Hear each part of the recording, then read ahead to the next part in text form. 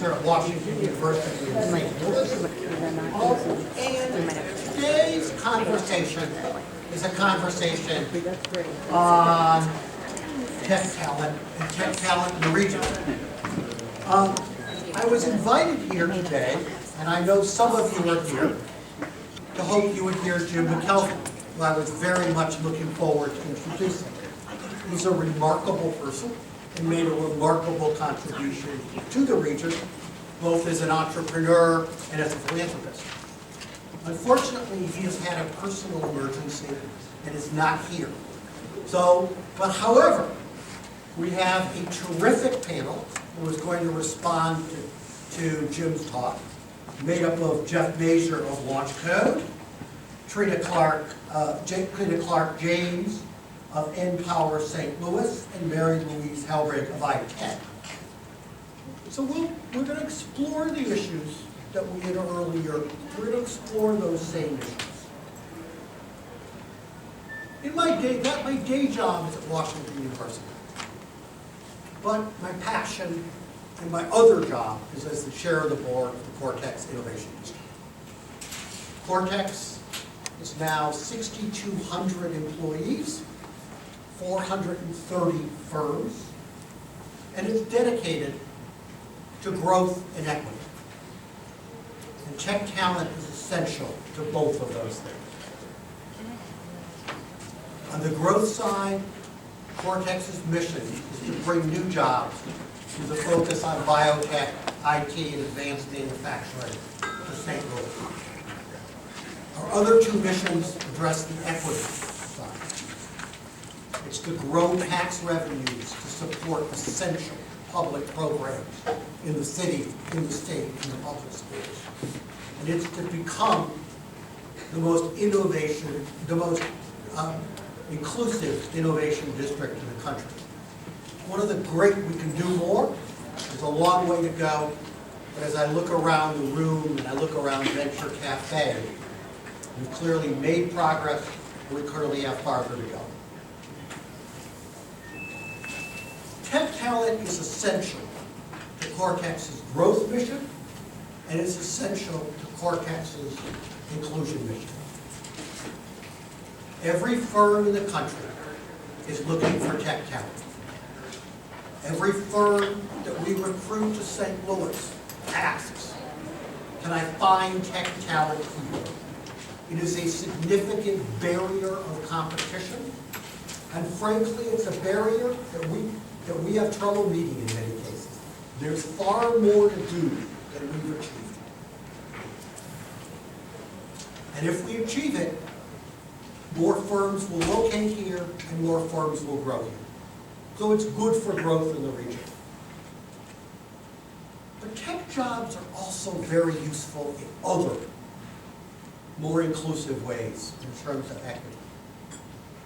The tech sector is big. There's enormous demand for jobs in the tech sector here and across the country. The jobs pay very well. And in many cases, they do not require a higher educational degree. So they are a superb target to generate economic mobility. And we'll hear about those efforts in those conversations. So what I want to argue is that today's conversation, some of us are concerned predominantly about growth, some of us are predominantly concerned about equity. But this is a case where we can do both. We can grow the pie, and we can create opportunities for people who have not gotten a very big slice of that pie to get a bigger piece of the pie. And that's the reason I'm here today. That's why when people ask me to do this, even though I play tennis on Thursday nights at 6 o'clock, I said this was a good way to spend my evening with you all. So let me introduce our panel. I'm going to play the role of moderator. Trina Clark James, raise your hand. Mary Louise Helbig, and Jeff Munzer. Trina is the Regional Director of Empower St. Louis. Empower creates pathways to economic prosperity by providing free IT training and paid internships to young adults age 18 to 25 from under-resourced communities that will support them in launching fulfilling and family-sustaining digital careers. Prior to Empower, she was the founder and CEO of Jama Learning Center, a community charter public school. Mary Louise is the executive director of I-10. I-10 is a nonprofit in its 11th year supporting tech entrepreneurs in the successful launch of new ventures. Their entrepreneur education programs have served almost 1,000 startups and are currently utilized by 200 active companies. I-10 companies have created over 1,500 jobs, currently generate $42 million in annual payroll, and the Mock Angel program graduates have raised over $200 million in funding. Jeff Munzer is the executive director of Launch Code, a nonprofit that builds the tech workforce by providing free training and job placement to driven individuals. Jeff previously served as senior advisor to Missouri Governor Jay Nixon and is executive director of the Missouri-Kansas affiliate of the American Federation of State, County, and Municipal Employees. And I am delighted that within the last few months, Washington University has become a partner of Launch Code and have hired the first 3 or 4 of what I expect will be many more Launch Code graduates in IT. Okay. You've heard enough from me, now you're going to hear from them. I'd like to start out for a question to all 3 panelists, starting with Trina. Can you provide us a success that you've experienced as part of your organization's efforts to train and support IT talent in the St. Louis community? So first I just want to say thank you to everyone for coming out tonight. This is a very important conversation that we're having, and I'm glad that there's so much interest in making sure this kind of conversation and the action that needs to take place after it is happening. So first I would just say, Empower, we are part of an Empower is part of a national nonprofit organization. We're based out of New York City. We've been providing IT training and paid internships as well as professional development and career services to young adults since about the mid-2000s in New York, but we are relatively new to the St. Louis market, so we've been here for a little under 3 years, and our first success is just, I'm really proud to say we have an alumni base of approximately 155 young adults who have come through our program and are now on their path to economic prosperity by having digital careers. I want to share just maybe a couple of specific success stories out of that alumni base. One is a young woman that I was so proud of today. I'm sure many of you are familiar with the Regional Business Council, RBC, and we have been supported by them since our entry into the St. Louis market, and so attended their annual board meeting today and was so proud of this young woman who is only 21 years old, came to us as a 19-year-old back at the beginning of 2018, having just graduated from high school the year before, and attempting to pursue the traditional 4-year college degree, but life happened and she found herself back here from Missouri State and found our program. And so this young woman with just 1 semester of college under her belt, and not even in technology. She had gone originally to pursue nursing, I learned, as she shared with the RBC board today. Went through our 6-month program, began with the first 16 weeks that is free Monday through Friday training in technology, as well as professional development. Those soft skills we all know are just as critical as the tech skills. Went on to secure the very first internship that we were able to have at MasterCard. And this 19-year-old at that time, young woman who only had like 16 weeks of tech training behind her belt, was so inquisitive that she helped them discover a vulnerability in their systems that had them want to convert her into full-time employment with a title of associate engineer in IT corporate services, making over $50,000 a year. So, like, she really represents the story. And sure. I have plenty of more stories like that, but just knowing that there is so much untapped potential in some of our most distressed communities, and a college degree, unfortunately, is just not available to everyone, or at least not initially. Being able to get into your career, possibly have a company that can do tuition reimbursement so you can still pursue your degree, but that should not be a barrier like so many of our young adults in our most under-resourced communities are finding, for them being able to have truly productive and rewarding careers. Trina, why don't we go to Jeff, because he's also in the training business, and then I will ask Mary Louise to talk about supporting IT talent. Sure.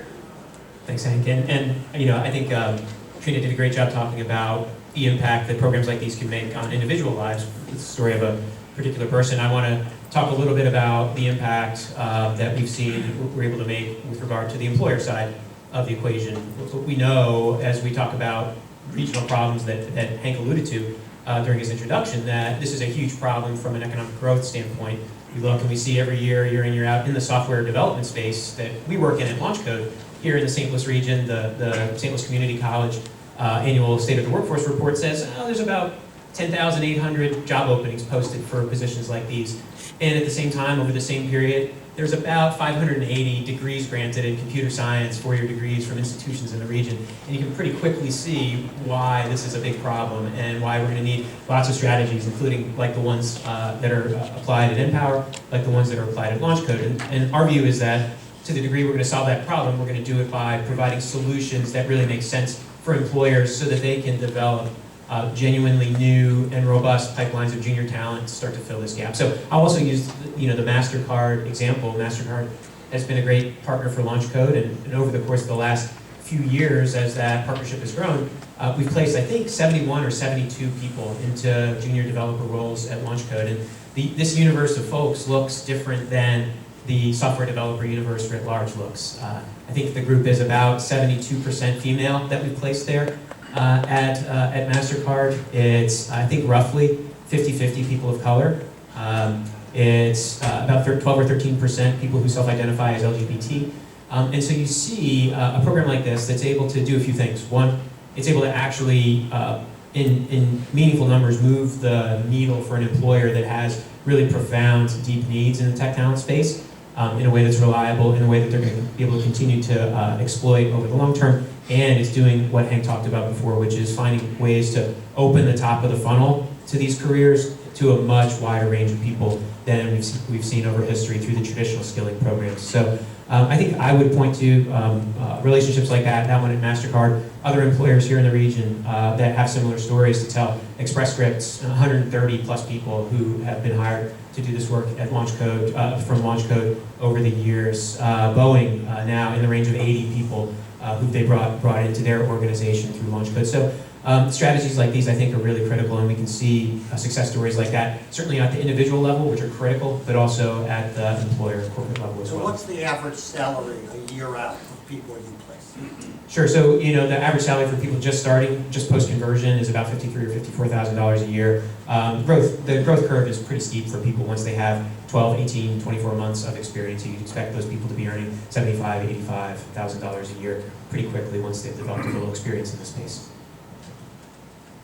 Please tell us about how you support IT talent and IT talent in the region. Sure. So we do not do technical training like Trina and Jeff offer in their organizations. But what we are is an entrepreneur support organization. We're focused on tech startups. So anybody that has innovative, scalable tech across industry sector.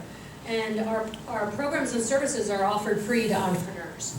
So if they have an idea in their head, they might have a prototype, they might have a product, they can come to us, and through our educational programs and services, we help them commercialize and turn their idea into a successful new venture.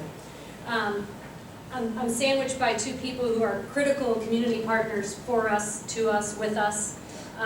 We cross-refer each other's members, students, clients to one another. So, when people talk about an ecosystem, we're doing this together, and we need each other to do this. When you talk about a success story in relation to tech and tech education, we do it more on the entrepreneur side, right? So we don't teach coding. But if someone comes to us and they're a business person, they have a great idea, it's tech related, But all of a sudden, they're going to stand up a business. They might be a very accomplished business person in their own right, but starting a business and running a business is very different than holding a position in a company. And so what we do is we educate them. Some have said we give them their mini MBAs about what it's really going to take to validate their concept and stand up a successful venture. And when we think about our kind of successes that we've had, most recently, some of you may have read the story about Rivet, which is a tech startup based here. They're in the construction sector, and they basically develop a platform to integrate different software solutions to manage large-scale construction projects. Tom came to us with an idea. He worked with us education program-wise to validate his concept and set up that business, stood up that business, went through our investor readiness program training, launched his company and his platform, and it was in the news just 2 weeks ago that he raised $3.5 million from investors, which is significant and a great accomplishment. And better yet, they were all St. Louis-based investors. So very exciting story about standing up tech businesses here that really can build and bolster our community. When we talk about A10, we talk about being an economic impact organization. We measure jobs, revenue, things like that. But also, again, the sandwich story here. So recently, one of Jeff's graduates came to us, graduated Jeff's program, and she started developing an app for a food truck business. And so she came over from Launch Code. I met her at a Launch Code session, and she is now a member of I-10 because she wants to start her own company. So she's got the coding skills and experience from Launch Code, and then if we can work with her and help her stand up a successful business and create more great jobs for other people in our community, it's a win-win for everybody.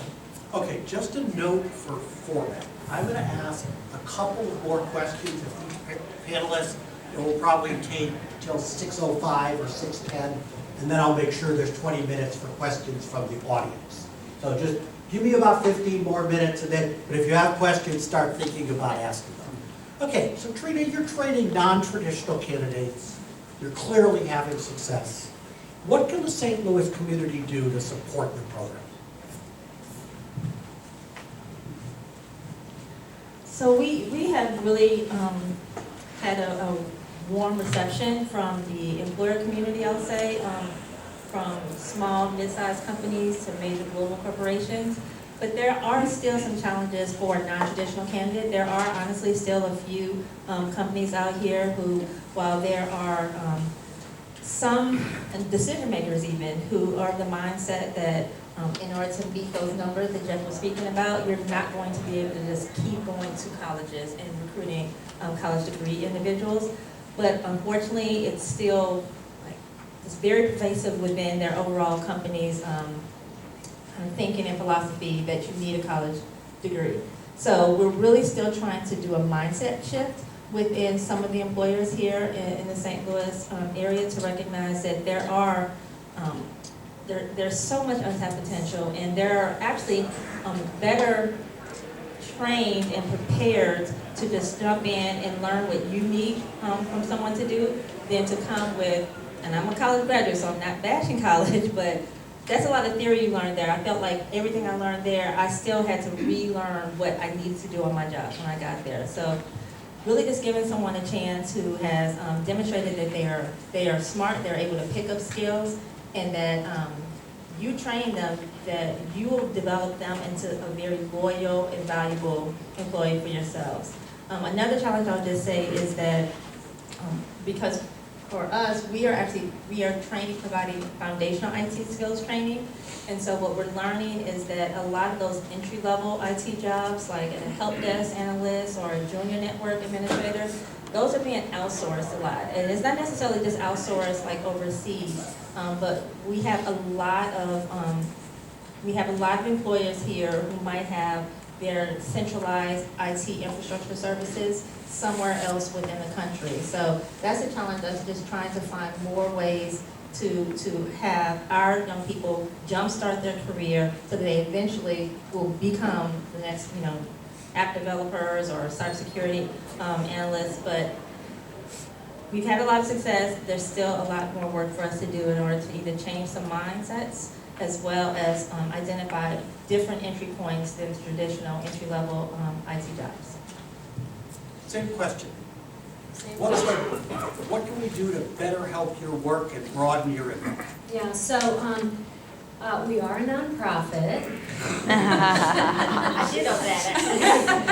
Yeah, actually, I'm most interested in answers that don't involve Oh, okay. Visa cards from people Yeah, in the yeah. room. Of course, they'll be happy to hear Okay, that. all right. No, so I think one of the biggest things right now for us is we have a very robust network of mentors and entrepreneurs and residents who are like our power mentors ready and waiting in the wings. I would really like to see the business community get more involved with us. And we do have a corporate innovation program. And the way that can happen is that our entrepreneurs come to us and they have an idea or they have a product they want to pilot, the opportunity to really work with the potential customer early on is absolutely important and critical. It doesn't have to, you don't have to be a large, huge corporation, but if you're a business, small, medium, or large, and you're willing to work with our entrepreneurs and potentially, if they're really, really early stage, it might be some mentoring, but it could be product testing or it could be piloting or becoming a first customer. If we can do that for our startups earlier on, that will help us make sure that we have more successes and stand up more successful businesses. Someone once said, if you have an idea and a laptop, you can start a tech company, and unfortunately that's kind of true. And what happens is a lot of times people have an idea and they build something without doing the customer validation and discovery process, and they jump way ahead of themselves. So we need more help for our startups in that phase. Jeff? Same question? Yep. All right, let me first echo and amplify Trina and then Mary Louise. I think what Trina says is really true about the way we approach hiring and bringing tech talent into the space is a key place for the business community to support the work of LaunchCode and all of our work in that way. I think we really, like as a region and as a community and as an economic entity, have to grapple with the question of who gets to be the gatekeepers for this space and what are the standards by which someone gets to enter the space of tech careers. I think for an awful long time, the answer was pat and it was rote and it was driven by people who just wanted to make it easy for people in the human resources space, right? You want to do this kind of job, you have to have this degree and move on down the line if you don't have it. I think really pushing back on that idea, and a lot of companies have, but a lot of companies have a long way to go in that regard. And I think that sort of transformation to one where instead of credentials, we're focused on skill, we're focused on the quality of work that someone brings to the job, to the degree that we start to focus on those things rather than credentials and traditional notions of where I was educated and how I learned, that we're really going to start to open up this space in a way that is required if we're going to move forward, if we're going to advance the causes of equity, and we're really going to draw down the gap. So that's the first thing I'd say. And if you have influence on that space, and you may have influence without even knowing it, you should be trying to exert that influence by saying to people in your company, hey, how do we hire people who do software development? Do we require that somebody have a year of experience before we bring them into the company? Have we hired launch coders? Have we hired from Empower? And if they're hemming and hawing, instead of answering those questions, then push further, because those are ways that we open up doors to new places where these people can flow in and we start to draw down the gap. The second piece, on a more kind of what can you do for LaunchCode specifically, I look around and I see great examples. If you are someone who's in a position to hire, come and talk to me or talk to Claire or talk to Crystal, my colleagues in the audience here, about what you need to do to bring launch coders into your company. There's lots of talented people there who may not have traditional backgrounds, but have a high degree of drive, high degree of passion, and they've got skill that we've provided. I see my friend and neighbor, I can't remember your name, I'm sorry buddy, that lives right around the corner from us up in Fountain Park neighborhood, who just tonight said, hey, I know you guys are bringing on new tech fellows, people who help run your programs, your learning programs. I'm going to try and be involved with that. That's a great way. If you're a software developer who's been working for a year or 2 years or 5 years and want to find ways to continue to grow your skills, to bring other people along in the community, to give back a little, to earn a little money on the side, to get professional development,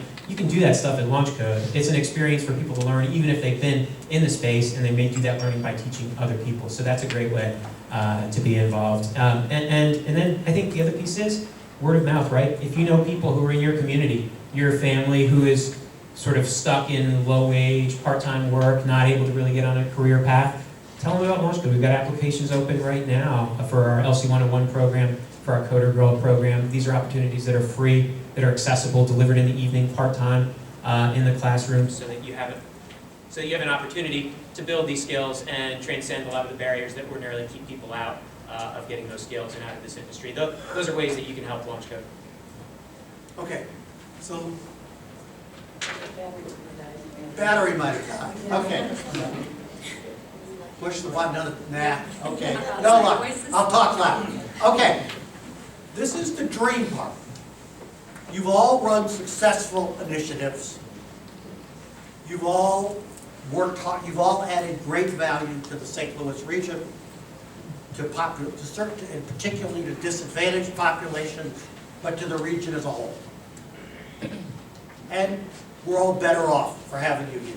So we all owe you great things, each of you. But we're not doing enough as a region. The numbers that Jeff cited, there's a huge gap between demand and supply in this marketplace. And we're not doing enough to offer particularly disadvantaged populations opportunities in this space. So I want you to dream for a second. And the only unacceptable answer, because we know you believe this, is to double my program. So that we know that. What are we not doing as a region that we could do that would really increase tech talent and particularly draw more people who need those high-quality jobs into the region? Is there something we're not doing as a region? Any of you? I'll go. Gotta talk loud. Yes, I'm from a big family. Because in this high-tech vortex world, we can't manage to have a microphone. Solve the battery problem. I think that we need to reach out broader geographically. And what I mean by that is, I feel very confident that people and organizations from downtown to Cortex are aware of what's going on in tech and innovation and entrepreneurship. But I'm amazed sometimes when I drive out west and I get near 270 or beyond. I-10's been around 11 years. We've touched a lot of people and a lot of startups and people that are in the tech space, and they've never heard of us. So I feel like there's this geographic kind of cluster that is very strong and tight, but that's not necessarily good. And so I'd like to see us be and act more like a region.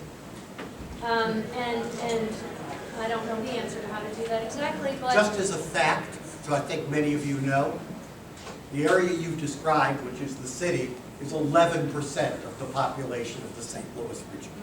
Trina, do you have an idea? Do you have a moonshot idea?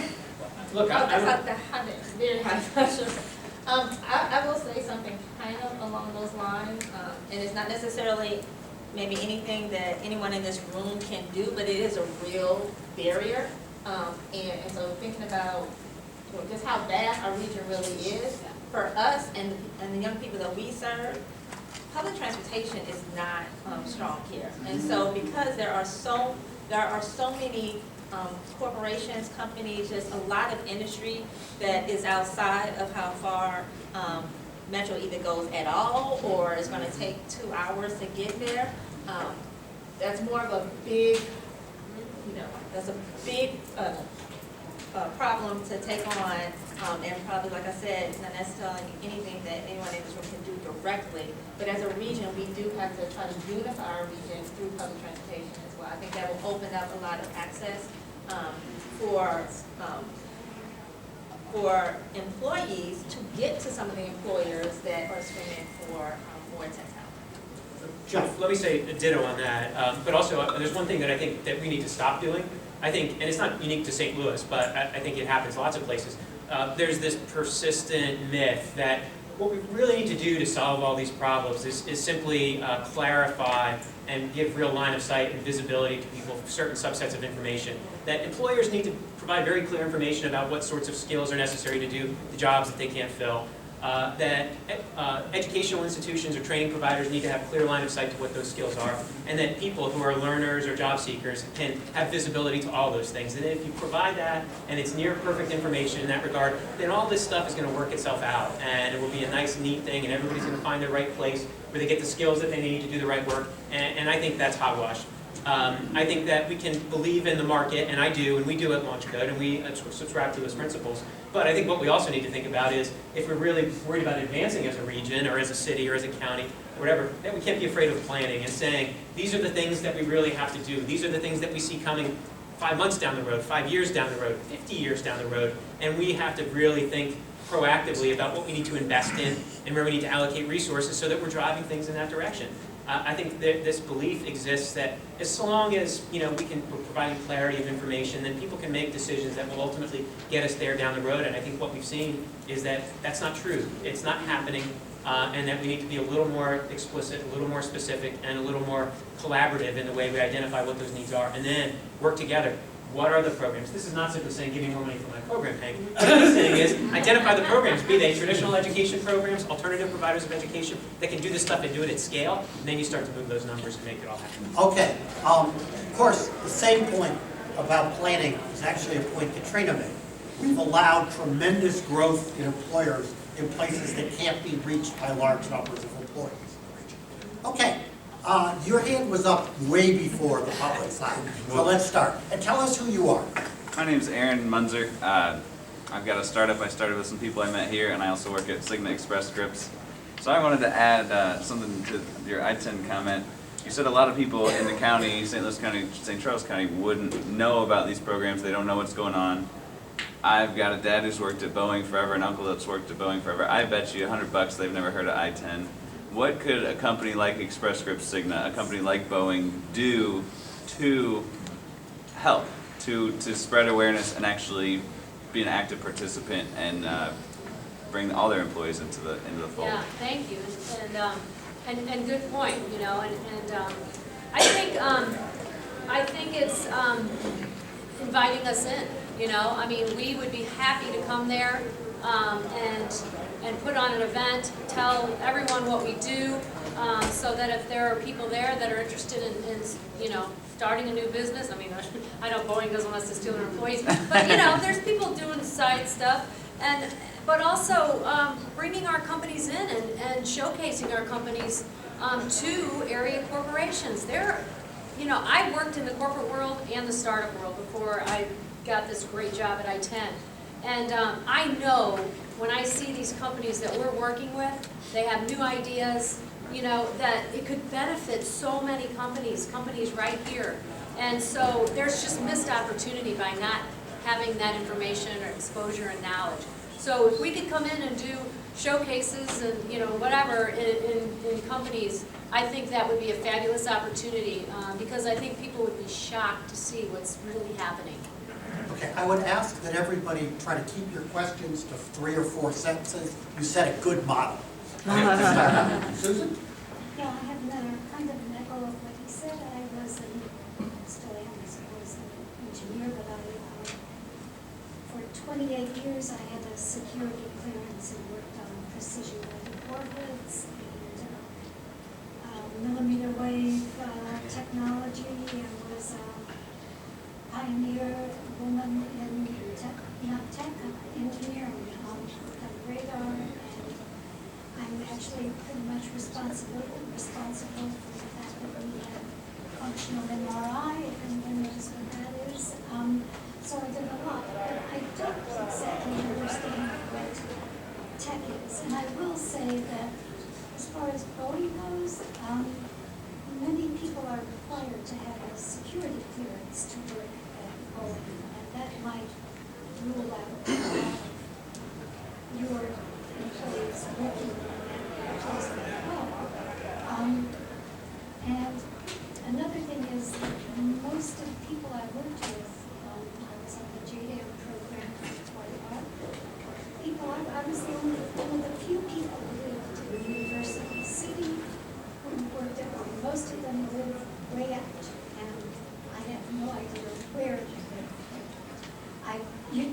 generally accepted in the work, I did not go past Big Bend. So, that's another thing to Okay, so Security clearance. security clearance issues and how do you define tech? Those are the two questions I have. Let's do the how do we define tech really quickly. Let's go across the table. Trevor? So actually, I'm gonna say, because I'm an engineer by training, but coming into this space, I don't know if Emma remembers, but I asked her, okay, so what is IT? Because it just feels like it's this big nebulous thing, right? And so she helped me, I think about it in terms of 4 things now. Hardware, software, networking, and data. And so kind of across those, because at the end of the day, that's what we're all talking about, right? There was all this data that we used to type on typewriters and maybe put into an envelope to send somebody in the mail, or there was all this data that we would keep in like notebooks, but we've made it where there are devices, whether they're servers, they're laptops, they're mobile services that have data that over a network using software, to drive how they're doing it, sends data to other devices, and then somebody is using that data, having to analyze that data, being data scientists, being able to synthesize hundreds of millions of pieces of data in order to use that to inform business. So the way I've been able to kind of wrap my mind around something that really is very broad, and there's probably about tens of different tentacles that you can go in with. Repeat your because, 4. Because it's not, the 4 are computer hardware, software, networking, like the networks between those hardware devices, and data. So I actually want to. I think that's a pretty clear answer. We'll come back to the security clearance issue. I want to make sure I get as many questions. Sir? I had a question just from a small to medium-sized business. One of the challenges, we're not really at the bootstrap stage where, we're generating revenue and what have you, but the challenge that we have is knowing how tech can help us. I mean, we all are sitting around in our meetings and our strategic planning to identify where our pain points are. There are many, always will be. But the key is how can we get connected to where that pain point can be solved through the tech community. And I would like also to be interested in knowing how we can develop, we coached and trained on how to develop mentorship programs, because that's not our strength. And if we can be a mentor to your graduates, but we don't know how to do that. Yeah. So I'll work backwards on the mentoring. So we have a mentoring program, and we manage that so that the volunteers that we have that are subject matter experts, whether they're technical or business kind of functional experts, because we need them all. And then we have basically a platform that matches up the entrepreneur with the mentor based on the need. And then we have programming too, so that gets wrapped around it as well. So we use the business model canvas for structuring sessions and things like that. So we have a framework for that built in at I-10. I think the thing that you're making me think about is, maybe what we need to do at I-10 is do a community event where we just showcase our companies. We do that with our corporate innovation partners. We do some curated matchmaking. We talk with them about areas of interest, and then we look at our portfolio of companies. We know what stage people are at, what their technology is, and then we get them, we have a showcase event, and then we do this kind of speed meeting, and they sit down and talk for 15 minutes one-on-one, and they figure out there's something there. So it's a curated process. Ma'am, you're next. I think the hand half up. Yeah, now okay. I got it. My name is Jessica Tucker. I'm an engineer at MasterCard and a Launch Club graduate as well. I just have a quick, small solution. If you want to get the people who are undeveloped or under-resourced areas, get someone who looks like they're from that area to go into the high school to start early to bring in that technology. We're starting at adult age and older. We have high schools who don't know they can have zero to no debt, zero to making $10,000 worth of debt to get a $65,000 plus job, career with benefits, okay? And they don't know this. They don't know that with some hard work, they could be right here when they turn 18, 19, now companies looking for them. I am one person who's willing to go to these high schools, middle schools if need be, talk to the children who look like me, or not, and tell them the possibilities they have that's available in the St. Louis area. Because I'm a Launch Point graduate, a Clayton Academy graduate, Udacity graduate, like all these places I've been through, and I've spent $0 on my education.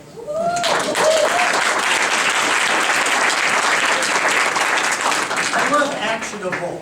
I love people who have suggestions that are actionable. Next, sir. Good question. I missed the presentation, I apologize.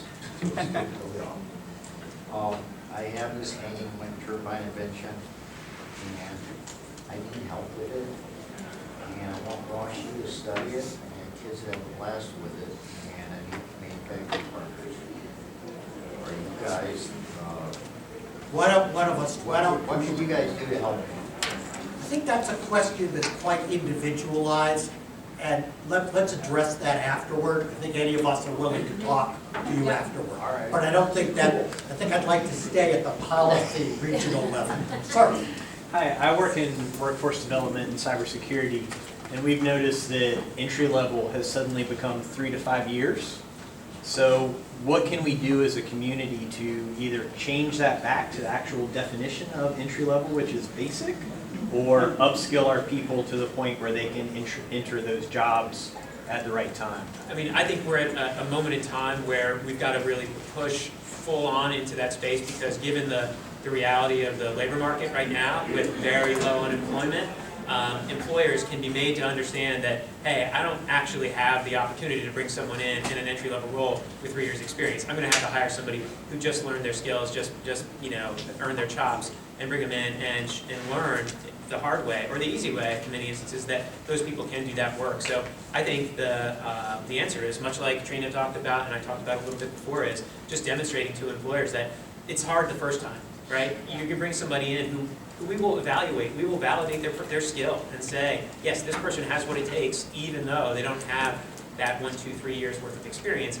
Give them a shot. Use some mechanisms. We use mechanisms with employers to de-risk the process for employers so that they don't have to go all in on someone before they know what they really have. But we have to use this moment now before the labor market changes to demonstrate that for employers, make it clear to them that these people can do this work even though they don't have that 3 to 5 years. And it's absurd on its face. It's anyway, silly. right? Yeah. So I'm supposed to moderate, but this happens to be something that I have, I'm the executive vice chancellor at WashU. I know it's like, look, lots of rules about experience were a product of an era of much higher unemployment rates, where they managed to keep 200 applications for a job, and they could keep you down to 40 so that one could process them. This is a moment, and it's the best moment in any of our lifetimes, frankly, with unemployment rates this slow, to really drive the question of what skills are necessary, and to do that, it opens up funnels for people who are otherwise caught out. This is the moment, and if you're in a large firm, or talking to large firms, this is the moment to really be pushing inside your company, is where everybody's having trouble with tech talent. That's a universal. It's one of the answers for us to look hard at what people actually need in terms, and I say this, it being in the formal education sector. And I'm a great believer in formal education, but there are things that do not require master's degrees in formal education. Let me make one other point in the same vein. I think that it's easy for us to talk about employers as monolithic. This is what this big employer thinks, but I think what you find when you get down to it at the granular level is, yes, you may have people who are in the administrative space, in the human relations realm, who are very invested in these rigid notions of who should get in. But as you talk to the people who lead the teams, who actually have to do this work, these people don't care, right? They're just like, give me somebody who can do the work and I'll do it. We can figure out all this other stuff.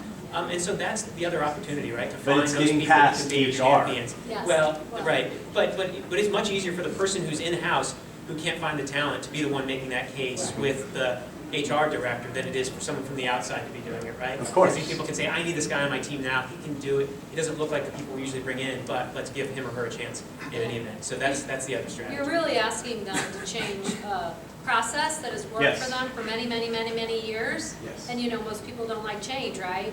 And it worked. So now all of a sudden we're kind of turning that upside down on them and saying you can't keep doing it the same way. and it's a rub. But if people were willing to look at it differently, approach it differently, set up different standards for testing even, and requirements versus the former way, the former way, the results could potentially be a lot better for everybody. Yeah, and not all fields lend themselves to that way. I don't think anybody in this room thinks we should not require that the doctors we see go to medical school and do a residency. Some things don't lend themselves. Yeah. But this is a field that lends itself to a more open funnel than some other fields. Other questions? Ma'am? We're both educators, public educators and school leaders, and just to echo what your name? I'm Jessica. Jessica, it's so awesome having you in contact. To echo her point, a 12th grader in Missouri, and I started school in Arkansas, only needs 2 credits to graduate. So high school around this country is captive audience, revenue stream going in from state dollars, and really kids sitting around just taking electives, and literally 2 classes. So this could all be in there, paid for, and they've got to be there at school, so. Thank you. Other questions? Sir, here. I want to add to Jessica's question and comment as well. Actually, since you had a question, All can right, I all go right. here first? Everybody gets one shot before you get the second scoop of ice cream. Go ahead. There's something you mentioned at the beginning that's been kind of sitting in my head, where you mentioned that bigger, maybe Silicon Valley or coastal tech companies have said that there's not enough talent in St. Louis. And I've heard that before, and it always strikes me as sort of, I don't know, just, untrue, I guess. I know a lot of people who are senior level engineers that have worked at some of these companies in the past, or could go there, or have received offers there. The talent is here, and a lot of these people end up working at consulting companies in the area because they pay the best. And, I struggle because Facebook will pay $400 grand for a senior engineer in Silicon Valley. Why don't they pay $200 in St. Louis? They'd be able to vacuum up, tons of talented people for half the price. So it's just sort of an observation. Well, first of all, I'm glad to have my panelists answer any of this. Let me take, since it was directed to me, let me just say a few things. One is, I think it's a problem almost everywhere in the country, the tech talent problem. I think there are very few places that have a very large higher educational institution that produce lots and lots of IT graduates a year. Austin, for example. But I think this is much more, we are not the exception. We are the rule in companies saying that they find it very difficult. It is exactly the case that we are trying to make in Cortex, and I know Steve is trying to make in other contexts, other people in this room, that in fact, you're better off, you have a much better position to large companies if you're competing here, where you're not competing with Facebook and Google, and where the cost of living, that is the next evolution of Cortex, is can we attract firms from the coast on our talent base and on our cost of living. And we'll see how it works. Other thoughts from the panel?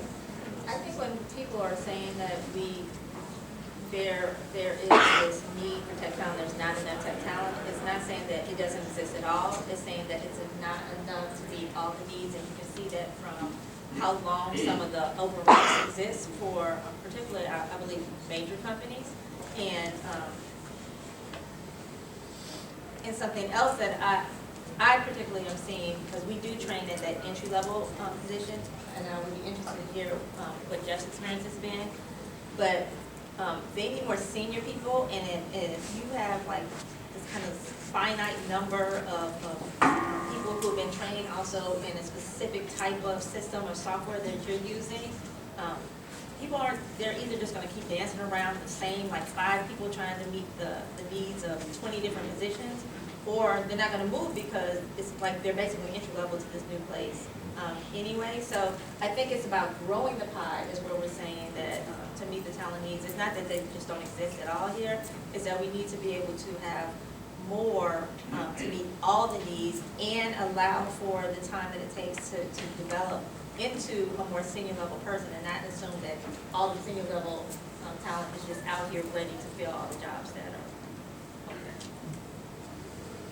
Anything to add? No, I think Trina said it. Yeah. Sir, So my name is Nathan Billhart. I'm a Scrum Master at WashU, actually.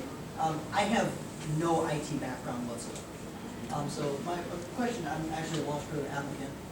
So I'm wondering if, something like Wash Code is the proper channel to go to bring someone with more of a business project management mindset up to speed in the IT world, or if there's if any of you offer some kind of option for that. I mean, I would say, first of all, as a threshold matter, we're mostly interested in bringing people into our programs who are looking for that first job in technology, right? Sure. That's it. I think what we see an awful lot is sort of the reverse.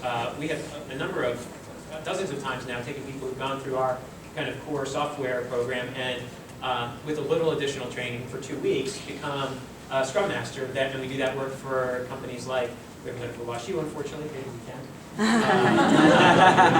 for MasterCard and Express Scripts and other companies like that. So I do think it's a valid tool for learning additional technical skills that may serve you well in your career. Whether or not that's what our program is designed to do, a separate question, but I do think it puts you in a place to learn those skills, give you a little better sense for what the people, the developers or engineers that you're maybe managing or working with are dealing with and doing. That's exactly. sir? Along the line of non-traditional applicants. And doing this with these young people is all great, but are there any programs, there are people who still, despite the unemployment numbers, were displaced with the economic collapse and are still attempting to reach the prior income level? Let's say we use the AARP eligible, so 50 and up. Are there any programs where folks like that are either, one, getting trained, and whether or not, and don't get me started on HR people because they have to put commercials on to affirm that they actually have souls. Shram or whatever it is. So, one, I've seen an ad for someone who wanted to be a person who was familiar with an operating system with 3 to 5 years experience for the system that was a year and a half old. So that's the HR mindset. However, are there opportunities for people who want to be retrained, who are a little older and don't want to be Walmart readers? And are there current specific training programs that would be similar to what you're doing, but non-traditional? So the question is there anything for me? Guys. So we're not focused on particularly on any age cohort at all. I mean, we've placed people in jobs from age 17 to 70 plus. And so, the average launch code participant in one of our programs is probably in their early to mid 30s. So, the fat part of the bell curve with regard to ages, participant age in our programs is really 25 to 40 years old. So we see all the time people who maybe got technical skilling 2 decades ago and they left the industry for whatever purpose, to serve, to start a family, and now the skills that they earned during that program are no longer applicable in today's world. And so they view launch code as a no-cost entry point to get back into the space with fresh skills. So it's not unusual at all. And perhaps a little more common than that is someone who's 29 years old and they got a degree, a 4-year degree. They have $60,000 in debt still. And they're working 2 part-time or low-wage jobs, earning $22,000 a year without the opportunity to take more loans or invest any more to earn a new skill. And so that's a little bit different situation, but it's still someone who is looking for an accelerated, accessible, low or no-cost way to gain a skill quickly that puts them on a path to a new career. Now you get to your second. Do you want the chocolate or the vanilla ice cream? I'll take chocolate. Okay. This is probably a question for Jeff too. I was gonna ask, how are you guys engaging with high schools in the area, especially if you're looking at expanding your footprints? And then Jessica had a great idea. How can you leverage your first and second and third generations of your launch code graduates to be advocates for you guys and to grow the awareness here? Sure. So, really, it was probably 1.5 years, 2 years ago, we had dealt with this question from time to time, which is like, hey, what do you guys do for people who are high school age or a little bit younger, since we're a career-focused program? That hasn't been our point of focus. And we said, well, we don't really know. And then a couple things happened. I guess last year, there was a piece of legislation that passed here in Missouri, STEM bill, which made some changes to people could count computer science learning as a credit, a STEM credit towards graduation for their high school diploma. And so that for us opened up an opportunity. So we participated in the committee that put together the curriculum standards, and what we saw, and then the process concluded, was that the curriculum standards that were set for that computer science learning by DESE for the state looked an awful lot like the standards that we set up for career readiness in our existing curriculum. So we went to the folks at the Bayer Foundation, and they funded a pilot program whereby basically taking our job-focused curriculum, modifying it slightly so that it meets all the DESE standards, reformatting it into a 2-semester high school program, and now we're in the process of identifying probably 8 to 10 St. Louis area schools, both public, charter, private, that will pilot this program. There's a teacher training component as well, so folks will get up to speed on how to deliver, what the pedagogy is for teaching computer science, and what the skills that are needed are, and hopefully, well, we know that part will start in winter semester 2020, and then by fall semester 2020, those 8 to 10 schools will be deploying for the first time that with at least 12 to 15 students apiece. So it's a small start, but ideally, if that works and we sand off the rough edges, we can then take this curriculum that we know is geared both towards job readiness in this market and meets these DESE standards, and we can give that to any high school in the state of Missouri that wants to run a program and can't afford to buy Project Lead the Way curriculum or whatever else. It doesn't know how to provide computer science training in that way. So that's a start as to how we hope to leverage our resources into serving a slightly different community. Would you consider using your first and second generation of launch code students to go do career fairs? So, sir, you get the last question, and then I'm going to wrap up. Okay, so on the subject that we're on, I've just launched After School Labs, St. Louis STL, which is set up to do exactly what you're talking about. We're trying to partner with different corporations, launch code, and things like that to teach the kids, because we're interactive learning. So we based on the kids actually learning what they're going to be applying for jobs for. So it's like we partner with that way they can use the credit or they can get certification. And the reason we're doing after school is because that way we don't waste kids' time with learning stuff that they don't have to. So with where you were saying it would be, if you're interested, you could be a spokesman for us to say that you went through this and this is how things work, and so that's kind of what we're doing. It's critical that people see the pathway from a very young age and they understand, what do I have to do now to learn what I need to do to go to Empower, or go to Launch Code, or go to university. Exactly. Right? Visibility is critical. Yeah. So kind of to tie those last 2 questions together, there are a lot of different coalitions or collaborative efforts in the region around STEM or technology in particular. So I think about STEM STL is really working from pretty much cradle to career readiness, working with school districts, making sure that there is the knowledge of what is out there for early childhood education, elementary, high school. I think about the graduates program that's coming through Nine Network, where they're really looking at not just youth, but adults of any ages.